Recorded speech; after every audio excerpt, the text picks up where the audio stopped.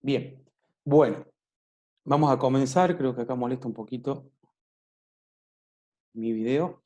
Hoy vamos a hablar entonces de lo que les dije recién, las fracturas del cuello femoral, y luego la otra clase va a ser las fracturas intertrocanterias y la próxima va a ser fracturas subtrocanterias. O sea que vamos a hablar de fracturas de fémur, ¿sí? Para hablar de lo que son las fracturas de fémur, primero hay que definir lo que son las fracturas de, están agregando más chicos, ahí está. Vamos a definir la fractura como una fractura, ¿sí?, de la región proximal lo que es la línea intertrocanteria. ¿Qué quiere decir esto? Nosotros tenemos el fémur, tenemos el trocánter mayor, tenemos el trocánter menor, que van a formar una línea, ¿sí?, que es la línea intertrocanteria. Por encima de esa línea se van a producir las fracturas del cuello femoral, ¿sí? Tenemos la cabeza, también se la suele llamar en ciertas bibliografías fracturas de subcapitales, ¿sí?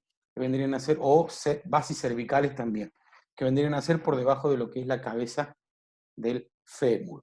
Va a tener varias complicaciones estas fracturas, ¿por qué? Porque por lo general el fémur, bueno, obviamente es un hueso potente, ¿sí? Tiene una arteria que vasculariza la cabeza del fémur, y eso, dependiendo del grado de lesión o del grado de desplazamiento de la cabeza del fémur, va a verse afectado o no lo que es la vascularidad, ¿sí?, de la cabeza. Con respecto, vamos a poner aquí el puntero láser. Con respecto a los mecanismos de lesión, ¿sí?, vamos a tener que en ancianos, por lo general, las fracturas son espontáneas. ¿Por qué son espontáneas? Son debidas a traumatismos de baja energía, producto de lo que puede ser la osteoporosis, ¿sí? Los mayores de 65 años, por lo general, sufren fracturas espontáneas. ¿Qué quiere decir esto? Que el paciente o el anciano, ¿sí?, el geronte, cuando vaya caminando y cierto movimiento brusco realice a nivel de la cadera, va a producirse una fractura espontánea y luego recién se va a caer, ¿sí? Obviamente que también puede ser porque el paciente se caiga y tropieza y se fracture cuando se golpee, ¿sí?, en el suelo. Pero la mayoría de las veces son fracturas espontáneas, o sea, por una debilidad de lo que es el cuello femoral, producto de la osteoporosis, puede producir una fractura y luego recién caerse el paciente, ¿sí? Son las más complicadas porque obviamente la edad y las cirugías que se realizan son directamente un reemplazo total de cadera. En el caso de los pacientes más jóvenes, como dice aquí, se produce un traumatismo de alta energía. Estos traumatismos de alta energía, ¿sí?, van a producir la fractura y así va a sufrir un desplazamiento en el cual puede llegar a producir una ruptura de lo que es la arteria que, digamos, vasculariza la cabeza femoral. Por lo tanto, vamos a dividirlas en tres tipos, o mejor dicho, en cuatro tipos según Garden, ¿sí?, que los divide, que ya lo vamos a ver cuáles son. Acá vamos a empezar a ver, por ejemplo, el Garden tipo 1, que son fracturas impactadas. Estas fracturas impactadas obviamente no están desplazadas, pero sí están impactadas. ¿Qué quiere decir? Que han perdido lo que es la consistencia del tejido óseo y obviamente van a tener una fractura con una rotación o inclinación de lo que es la cabeza. Como pueden observar aquí, el labio de lo que es el cartílago de la cabeza, ¿sí?, queda mirando hacia arriba y en este caso, por ejemplo, queda perpendicular. Entonces aquí se dice que hay una fractura de Garden tipo 1. Esta fractura de tipo 1 de Garden, ¿sí?, mantiene los ejes y mantiene lo que es la cápsula articular intacta. Y por lo general, al ser impactada y no estar desplazada, la vascularidad sí va a ser garantizada a la cabeza femoral. Por lo tanto, no se va a producir ninguna necrosis avascular de la cabeza del fémur. En lo que es la imagen de la derecha, ¿sí?, tenemos Garden tipo 2, una fractura completa de lo que es el cuello femoral, ¿sí?, pero tampoco no está desplazada. En este caso, al no estar desplazada, también obedece al patrón anterior, nada más que, bueno, obviamente no hay una rotación de lo que es la cabeza femoral. En este caso tenemos la Garden tipo 3. La Garden tipo 3, aquí sí ya hay una fractura ya específica, con riesgo de vascularidad, ¿sí? Se tiene que estudiar y analizar por medio de tomografías axiales computadas si tiene un buen flujo sanguíneo de esta cabeza femoral, y como ven en la imagen, obviamente hay una ruptura de lo que es la cápsula articular, ¿sí? Estas fracturas son intracapsulares, entonces al ser intracapsulares siempre tenemos el problemita que es el líquido sinovial, que es el que va a evitar obviamente la buena consolidación de este tipo de fracturas. Y por último tenemos las fracturas completamente desplazadas de lo que es el cuello femoral, ¿sí? Que es la de pronóstico. Obviamente se produce en la mayoría de los ancianos, hay un desplazamiento brusco importante, totalmente rota la arteria que lo va a vascularizar a esa cabeza, y por lo tanto también tenemos ruptura de lo que es, ¿sí?, la cápsula articular. Por lo tanto, es la de peor pronóstico y obviamente siempre va a reemplazo total, ¿sí?, con una prótesis. La edad siempre, la mayoría de las veces, se da en adultos mayores, mayores de 65 años, pero si el impacto, como dijimos al principio, era bastante potente, una energía bastante fuerte del traumatismo, algún accidente en el vehículo, moto, lo que sea, puede llegar a producir, obviamente, ¿sí?, la necrosis vascular y el desplazamiento, y ese paciente va a necesitar de un reemplazo. Como pueden ver, también hay fracturas, o mejor dicho, alteraciones patológicas de lo que es la cabeza femoral. No sé si recuerdan el jugador de River, a Mora, en el cual tenía una necrosis aséptica, ¿sí? No sé si se acuerdan el nombre de lo que es este tipo de patologías, que se producía una necrosis de la cabeza femoral y por lo tanto tenían que ser operados de forma urgente, y siendo deportistas, ¿sí? Eso es una patología adquirida, pero bueno, puede producir también una necrosis avascular de la cabeza del fémur. Bien. Aquí, como podemos observar, estas son imágenes del libro. Esto aquí hay un componente bastante importante, ¿sí? Se dice que es una fractura subcapital, como les dije al principio, se puede llamar subcapital o de fractura del cuello, ¿sí? Y esta fractura está totalmente desplazada en varo y obviamente está coaptada y desplazada, produciendo una ruptura parcial de lo que puede ser la arteria, ¿sí?, femoral. En este caso, lo han calificado como una Garden tipo 3. Luego aquí en la imagen número 21.3, fractura subcapital impactada en valgo, ¿sí?, un Garden tipo 1. Como pueden observar aquí, la cabeza femoral está en su lugar, puede estar orientada hacia otro lado, ¿sí?, pero el cuello femoral está fracturado. Los objetivos de tratamiento. ¿Cuáles van a ser los objetivos de tratamiento? Los que venimos hablando siempre, los objetivos que tiene el traumatólogo desde el punto de vista ortopédico, va a ser la alineación. ¿Qué tiene que hacer primero? Reducir anatómicamente la fractura, sobre todo las fracturas inestables. En el caso de que sean fracturas estables y no desplazadas o impactadas, se mantiene la alineación y por lo tanto no va a haber ningún tipo de reducción.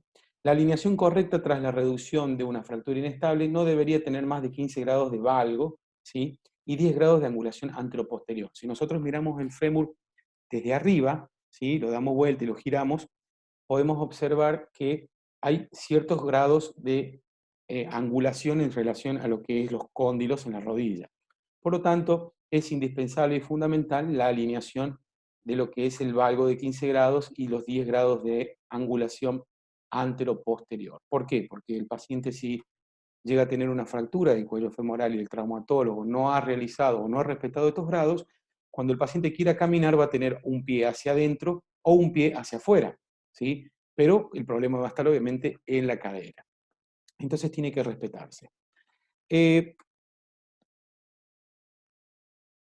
Con respecto a la estabilidad, ¿cómo la va a dar el traumatólogo de estabilidad? Y bueno, si es una fractura que es estable y está impactada, obviamente se lo inmoviliza al paciente, pero no se le pone ningún yeso, ningún nada, sino que se lo deja en una cama, ¿sí?, sin mover la articulación hasta que consolide. Y obviamente se pueden hacer un montón de ejercicios, etcétera, etcétera. Pero cuando la fractura, por lo general, es inestable, se lo interna al paciente y en el caso de nosotros, aquí en La Rioja, porque no somos, digamos, un hospital en el que tenemos un banco de prótesis, requiere el paciente estar internado y traccionado, ¿sí? Se tracciona con una tracción esquelética en la cama, obviamente, como con una herradura, ¿sí?, desde la rodilla, y eso es una tracción esquelética de back, que se llama, que eso va a favorecer a que se empiece a alinear la fractura y el paciente obviamente espere, ¿sí?, la prótesis o la placa o el tornillo que vaya a colocar el traumatólogo para restaurar de nuevo esa articulación y esa alineación. Entonces, por lo general suele estar internado aproximadamente entre 20 y 25 días esperando la cirugía. En cambio, si vos tenés una cobertura privada, obviamente, por ejemplo, en las clínicas como Allende, tienen, digamos, un banco de prótesis en el cual el traumatólogo te evalúa, ¿sí?, te manda a la casa o te deja internado y a los 24 horas ya tenés la prótesis y estás operado. Entonces, va a haber distintos tipos de tratamientos para esos pacientes. No es lo mismo tratar a un paciente que ha sido operado a las 24 horas que tratar a un paciente que ha sido operado después de los 25 días. Y ustedes tienen que recordar que si el paciente es operado a los 25 días, ¿qué va a pasar? Que ese paciente va a tener un callo óseo ya formado, ¿sí? Y obviamente la fractura va a estar traccionada con lo que es la tracción esquelética, pero al mismo tiempo va a estar, ¿sí?, ya consolidando y curando. Por lo tanto, el traumatólogo va a tener que ingresar, va a tener que hacer la incisión quirúrgica, va a tener que romper todo el tejido y todas las adherencias que se han formado, y encima romper todo lo que es ese callo óseo fibroso que se estaba formando. ¿Para qué? Para después poner realmente el tratamiento o realmente la placa que corresponde y así sucesivamente seguir con el tratamiento que corresponde. Entonces, obviamente que tenemos bastantes contras con respecto a lo que es el tratamiento de un paciente que ha sido operado de forma precoz, ¿sí?, a las 24 horas. Entonces, como la estabilidad, bueno, la compresión de los fragmentos con los tornillos para restaurar lo que es el contacto de la cortical y la esponjosa, ¿sí? Reducir la cabeza femoral en ancianos con fracturas inestables para lograr la estabilidad inmediata. Bien, acá hay una imagen que no son muy lindas, ¿sí?, pero muestran lo que es una prótesis en un caso, la imagen número 3, la imagen del medio es una placa con tornillo deslizante que se llama Richard, que ya la vamos a ver más adelante, y la de la izquierda, la primera, vendría a ser, ¿sí?, es una fractura directamente del cuello femoral. Los objetivos de rehabilitación, tenemos la amplitud de movimiento de rodilla y de cadera. Acá vuelven los gráficos, o mejor dicho, los cuadritos de lo que son el libro de Hopperfield, ¿sí? De amplitud de lo que es la rodilla y la cadera en relación a lo normal y a lo funcional que tenemos que tener nosotros para poder lograr una buena marcha adecuada. En el caso de la rodilla, como dijimos, ¿sí?, la flexión y extensión, la extensión siempre tiene que ser cero, tanto funcional como normal, porque si no el paciente va a tener, ¿sí?, un acortamiento y va a tener una dismetría, y por lo tanto va a tener muchos problemas si no llegamos a la extensión cero, que vendría a ser la posición neutra, ¿sí? En el caso de flexión, entre 130 y 140 sería lo ideal, porque es lo normal, obviamente, y lo funcional con 110, ¿sí?, que ya es suficiente para que el paciente pueda subir escalones y obviamente no quede, ¿sí?, con una marcha defectuosa. En el caso de la cadera, ya es un poquito más intenso, ¿sí?, el trabajo. ¿Por qué? Porque tenemos que lograr unos 90 grados o unos 110 grados de flexión. En el caso de la extensión, ¿sí?, hay que tratar de lograr la extensión sí o sí cero, porque si no el paciente queda con una extensión, o va a quedar, mejor dicho, con una flexión, y obviamente va a caminar también de forma defectuosa. ¿Por qué? Porque va a tener una flexión de tronco en este caso, no va a haber una flexión de cadera, va a haber una flexión de tronco. El tronco va a irse hacia adelante y va a perder o modificar el eje de gravedad. Bueno, después la abducción, aducción, mucho por ahí no le dan tanta importancia, 0 a 20 la tiene que tener, ¿sí? Y la rotación externa es fundamental. Yo siempre le hago hincapié a los pacientes que están internados en el hospital, en el preoperatorio, esos 25 días que les decía, esperando una prótesis, porque la rotación externa, ¿sí?, de lo que es la cadera, ¿sí?, suele, obviamente, aumentarse demasiado. El paciente estar acostado y al estar traccionado, ¿sí?, tiende a caerse el pie hacia afuera y por lo tanto va a obligar a esa rotación. Entonces, ¿qué tiene que hacer el kinesiólogo? Trabajar la rotación interna cuando está acostado. Contracciones isométricas. Bueno, lamentablemente no tenemos los prácticos, pero eso lo podríamos haber visto en vivo en el Hospital Vera Barros, ¿sí? Bien. Con respecto a la fuerza, sí, trabajamos todo lo que venimos trabajando, tanto en miembro superior ¿sí? Que pueda estar alterado producto de la inmovilización. En este caso, la fuerza muscular siempre se va a trabajar, siempre, siempre después de lograr los grados de amplitud de movimiento o el ROM articular, como quieran llamarle, ¿sí? Funcionales. Luego recién sí podemos trabajar la fuerza muscular propiamente dicha. En este caso, bueno, como dice, mejora la fuerza de los músculos que están afectados, glúteo medio, ¿sí? ¿Para qué el glúteo medio? Porque, bueno, este es un abductor de cadera, es el más importante para que, que obviamente da estabilidad, y por lo tanto, el que puede llegar a estar lesionado, ¿sí? En la lesión posquirúrgica, porque los abordajes de las cirugías son latero-posteriores, o sea, o posterolaterales, como quieren llamarle, ¿sí?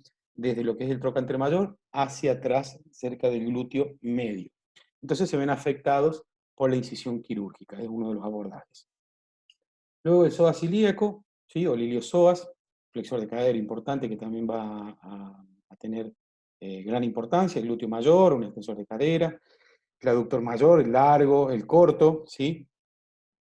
En el caso del cuádriceps, acá como nombro especialmente el vasto externo, que también se va a ver afectado por la cirugía, ¿sí? Y los isquiotibiales, ¿sí? O sea que se trabaja la mayoría de los músculos sinergistas de la cadera. Lo ya van a ver bien la rehabilitación de cadera con el profe Marco y obviamente van a hacer hincapié en todo lo que estoy hablando yo ahora, ¿sí? Objetivos funcionales, normalizar los patrones de la marcha del paciente, lograr 90 grados de flexión de cadera para permitir la sedentación, o sea, para permitir de que el paciente se pueda sentar, ¿sí? Estos 90 grados están prohibidos en aquellos pacientes que han sido operados posquirúrgicamente con un reemplazo, ¿sí? Con una prótesis, un reemplazo total de cadera. No se suele permitir los 90 grados de flexión de cadera, sí los 70 grados. Entonces el paciente se tiene que sentar mucho más alto. Que después lo van a ver cuando vean reemplazo total de cadera con el profe Marco. Tiempo previsto de consolidación ósea de 12 a 16 semanas, siempre hablando de fracturas que hayan sido tratadas con reducción abierta y fijación interna. ¿Sí? En el caso de las prótesis, obviamente el paciente a las 24 horas más si es cementada va a estar caminando, o sea que no hay ningún tipo de consolidación, salvo que sean híbridas que tengan un crecimiento óseo biológico. Duración prevista de rehabilitación varía muchísimo, de 15 a 30, me estoy quedando sin tiempo, dice, ¿sí? Quedan 10 minutitos y volvemos a conectarnos de nuevo a cualquier cosa porque falta lo más importante. De 15 a 30 semanas aproximadamente, pero eso va a variar muchísimo. Primero de la edad del paciente, de la aptitud del paciente y de lo que haya hecho el paciente en su vida, ¿sí? Porque va a influir mucho el antes y el después en su aptitud física, ¿sí? Bien, método de tratamiento. Los métodos de tratamiento tenemos reducción abierta y fijación interna, ¿sí? Reducción abierta o cerrada habla aquí. Reducción abierta o cerrada hace referencia a que la reducción abierta es cuando se hace la cirugía y se fija de forma interna. Y la reducción cerrada es cuando se reduce la fractura y se pueden colocar, ¿sí? Tornillos, que son tornillos canulados que se hablan, ¿sí? De forma percutánea. La biomecánica es un sistema de distribución de cargas, ¿sí? Porque se va a utilizar, obviamente, ya vamos a ver los dispositivos que se utilizan. Las formas de consolidaciones, la mayoría son primarias en las fracturas no desplazadas, impactadas o fracturas reducidas anatómicamente. ¿Por qué primarias? Y porque está dentro de la cápsula. La mayoría de estas fracturas consolidan, ¿sí? Sin ningún tipo de formación de callo óseo, o sea, de forma endostal, como se dice. Indicaciones en fracturas impactadas no desplazadas, ¿sí? En pacientes mayores de 65 años. Se debería utilizar una fractura no, perdón, una fijación in situ, como se dice, que es una fractura en el lugar, es una placa que se utiliza con tornillos deslizantes en el lugar, ¿sí? Perdón, los de 65 años con fracturas impactadas, que no están desplazadas, bien digo, se utilizan múltiples tornillos, ¿sí? Que tiene que ser in situ, o sea, tienen que ser tornillos que se colocan en el lugar. En cambio, en las fracturas, ¿sí? Bases cervicales, que son ya pacientes que tienen osteoporosis mayores, también de 65 años, se suele utilizar un tornillo con placa de compresión, ¿sí? Con un tornillo antirrotatorio, que es el tornillo de Richard, que se los muestro ahora. Ya vamos a ver después de esta imagen.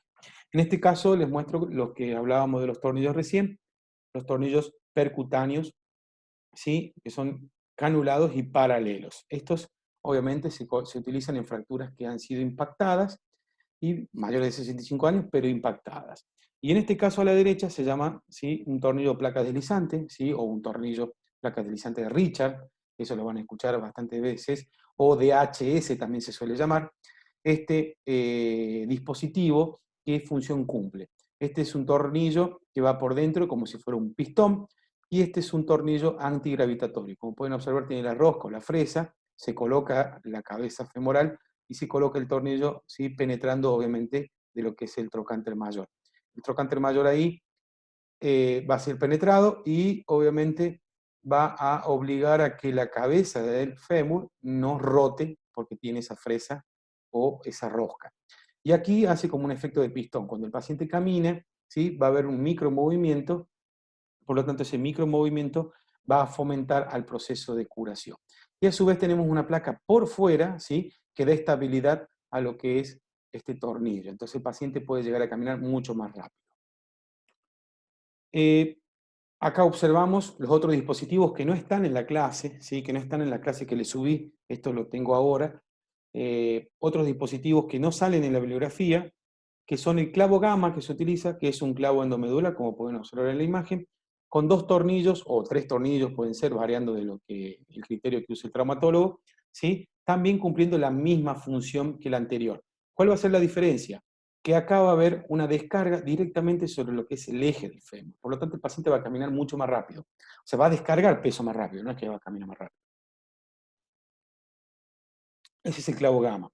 Estos sistemas se utilizan aquí en el Verabarro, por lo general. Este, o si no el Richard, que este es el que veíamos recién, nada más que acá está desglosado. ¿Ven? Este tornillito ingresa aquí y aquel es el que fija, ¿sí?, todos los tornillos de la placa. Entonces estos dos dispositivos también se utilizan y son muy, muy importantes en la actualidad. Sustitución protésica de la cabeza femoral. Yo le voy a dar lo que es, digamos, el reemplazo total de cadera. Vamos a hacer vamos a nombrarlo nada más. Pero cuando vean reemplazo total de cadera, que es un tema específico que ven con el profe Marco, lo van a ver más detallado y van a ver bien la clasificación de las prótesis. Este es un sistema de soportes de carga biomecánicamente y la consolidación ósea no tiene ninguna, pero va a depender de cuál se utilice. Eso no lo dice en la bibliografía, pero sí depende de cuál se utilice, porque hay unas que tienen crecimiento biológico y por lo tanto hay consolidación del hueso al vástago de lo que es la prótesis. Indicaciones: se va a utilizar siempre en las fracturas que están sumamente desplazadas y que han tenido problemas avasculares, sobre todo en pacientes mayores de 65 años. Pueden utilizarse prótesis unipolares, como dice aquí, de tipo Austin, Moore o Thompson, ¿sí? Son marcas que vienen, que son Yankee por lo general, y la mayoría de las veces. Después tenés las nacionales, que no recuerdo cómo se llaman, que hay algunas que se utilizaban que son de titanio, otras que son de cerámica, y varían muchísimo lo que es el peso. En el hospital las tenemos y las podíamos tocar a todas, y obviamente las iban a tener y las iban a poder observar de forma física. Hay casos en los que existen daños articulares previos, secundarios a las enfermedades reumáticas, degenerativas o malignas, ¿sí? Por lo tanto, también, obviamente, producen fracturas espontáneas, como decíamos al principio. Vamos a hacer una pausa ahora, ¿sí?, con respecto a las consideraciones especiales de la fractura. Yo ya les voy a mandar de nuevo por WhatsApp, ¿sí? En 5 minutos volvemos a conectarnos de nuevo y seguimos con lo que falta de la clase, ¿sí? Que falta muy poquito, pero bueno, hay que terminar. Vamos a detener acá un poquito la grabación. Yo me desconecto ahora y ya les mando por WhatsApp para la nueva reunión en 5 minutitos, ¿sí? Los espero.